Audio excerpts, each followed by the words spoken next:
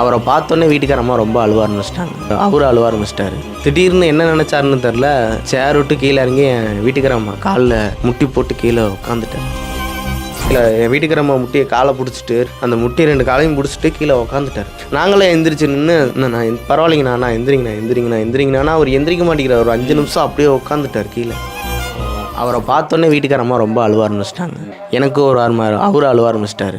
நான் அழுதுட்டுருக்க அவர் திடீர்னு என்ன நினச்சாருன்னு தெரில, சேர் விட்டு கீழே இறங்கி என் வீட்டுக்காரம்மா காலில் முட்டி போட்டு கீழே உட்காந்துட்டார்.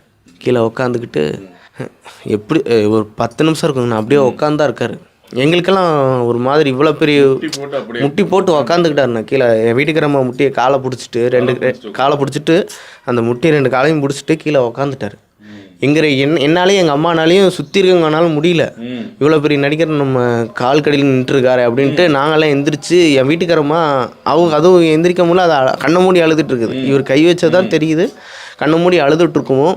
நாங்களே எந்திரிச்சு நின்று, நான் பரவாயில்லைங்கண்ணா எந்திரிங்கண்ணா அவர் எந்திரிக்க மாட்டேங்கிறார். ஒரு 5 நிமிஷம் அப்படியே உட்காந்துட்டார் கீழே. அதுக்கப்புறம் நான், எங்கள் அம்மா, எங்கள் சித்தப்பா, எங்கள் மாமாலாம் வந்து நாங்கள் தான் தூக்குறோம். தூக்கும்போது கூட அவர் சாப்பிட்டாரா இல்லையான்னு கூட தெரிலிங்கண்ணா. அந்த 1 மாதம் காலம் சாப்பிட்டாரா இல்லையான்னு கூட தெரில.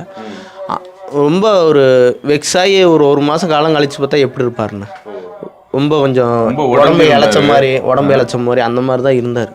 அவர் நொடிக்கு அழுதுகிட்டே தான் இருக்கார். அவர் நொடிக்கு என்ன பண்ணுறாருன்னா ரொம்ப இழைச்சிட்டாருண்ணா. 2 நிமிஷம் பேசுகிறாரு. 2 நிமிஷம் பேசக்கூட இல்லை.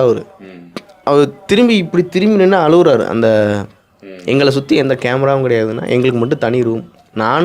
நான் எங்கள் விஜய் சார், எங்கள் வீட்டில் 10 பேர், அவங்க மட்டும்தான். அதுக்குள்ளே வந்து நாங்கள் விஜய் சார் என்ன பண்ணாலும் கூட தெரியாது. அந்த மாதிரி ரூமில் தான் நாங்கள் உட்காந்துருக்கோம். அந்த மாதிரி ரூமுக்குள்ளே தான் உட்காந்துருக்கோம்.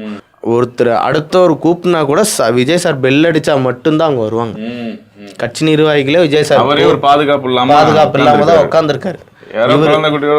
ஆதங்கத்தில் எதுவும் பேசலாம் கொள்ளலாம் டக்குன்னு அவர் பெல் அடிச்சு எதுவும் பண்ணலிங்கண்ணா. அவர் பெல் அடித்தாதான் கட்சி நிர்வாகிகளே உள்ளே வருவாங்க. அந்த மாதிரி தான் இல்லை வச்சுருந்தாங்கண்ணா.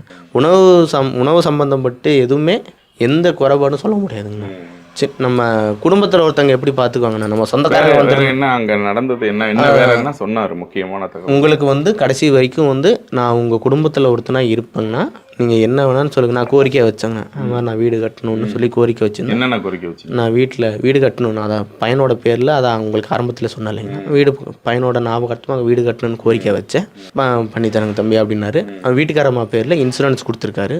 அதில் வந்து எப்படிங்கன்னா வேலை வாய்ப்பு, படிப்பு சம்மந்தப்பட்டது, வீட்டுக்காரம்மாவுக்கு இன்சூரன்ஸுங்கண்ணா.